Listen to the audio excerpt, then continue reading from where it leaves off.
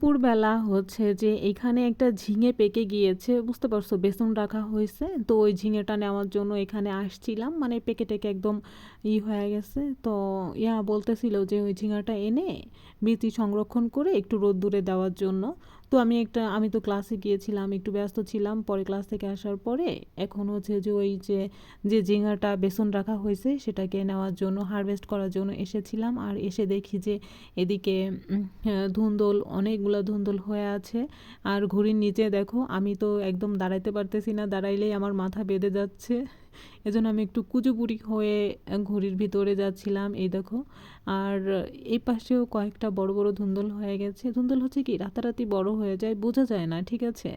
তো এগুলো খাইতে কিন্তু অনেক বেশি ভাল লাগে, কারণ এই ধুন্দলটা হচ্ছে ভালো জাতের, রান্না করলে একটু মিষ্টি মিষ্টি ফ্লেভার আসে। অনেক ধুন্দল এরকম হয় না, কিন্তু এই ধুন্দলটা অনেক বেশি মজা এবং টেস্টি। এখানে আমাকে ওই যে মাজুলি টাইপের আছে না, ওইটা হাতে কামড় দিছে, ঠিক আছে, ওইটা ধরছি।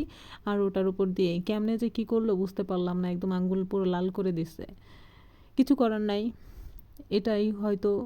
আর ওই সামনে আরও কয়েকটা আছে, তোমাদেরকে দেখাই, একটু একটু ক্লোজলিভাবে দেখানোর চেষ্টা করতে বলছিলাম ওকে, কিন্তু ও দেখায় নাই, ও ধ্যান ধরে আছে যাকে ক্যামেরা ধরতে বলছিলাম, বুঝতে পারছো। আর এদিকে আমি সঠিক সুন্দরভাবে একটু দাঁড়াইতে পারতেছি না। কেন দাঁড়াইতে পারতেছি না জানো?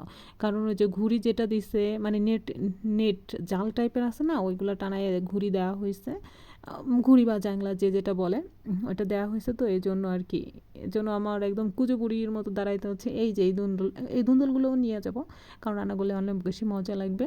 আর এদিকে আমি বেসন যে ঝিঙাটা রাখছে সেটা আমি খুঁজে পাচ্ছিলাম না। তো এক পর্যায়ে হচ্ছে যে এই দেখো আমি একটু কুচুপুরি হয়ে যাচ্ছিলাম, ঠিক আছে। এই দেখো আমার মাথার উপর দিয়ে ধুন্দল হয়ে আছে, এটা দেখলেই ভাল লাগে, তাই না? গ্রামে, একমাত্র গ্রামেই তুমি এরকম দৃশ্য দেখতে পাবা, এছাড়া আর কোথাও এমন সুন্দর প্রকৃতির দৃশ্য দেখতে পাবা না। আর এই যে ঝিঙেটা কিন্তু বড় হয়ে আসছে, ঠিক আছে।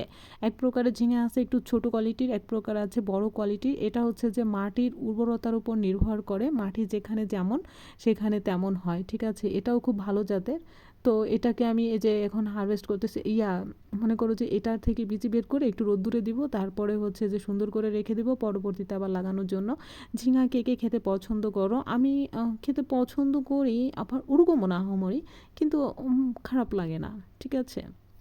কারণ আমি তো আবার অনেক কিছুই খাই না, আবার অনেক কিছুই খাই যেটা আমার ভাল লাগে সেটাই। এই দেখো ঝিঙাটাকে আমি কি করতেছিলাম, উপর থেকে এই ঝিঙা দিয়ে না, গ্রাম গাঁওয়ের মেয়ে, মানে আমি দেখছি যখন ছোট ছিলাম, যখন আমরা ঢাকা থেকে বেড়াতে আসতাম গ্রামে, তখন হচ্ছে দেখছি যে এই ঝিঙা উপরে সব কিছু পরিষ্কার করে বিচি বের করে যে একটা খোসা থাকে না, এটা দিয়ে ওই যে ডলনি, গা ডলনি, ওই যে সাবান মাখায় সারা শরীর, আমরা যেমন একটা থাকে না, যেগুলো আমরা কিনে ব্যবহার করি ওগুলা না, মানে এগুলা দিয়েই করতো, এগুলা দেখতাম, ঠিক আছে। আজকে বহু বছর পরে সেই পুরানো স্মৃতি দেখা মানে আমার খুব ভাল লাগলো, ঠিক আছে।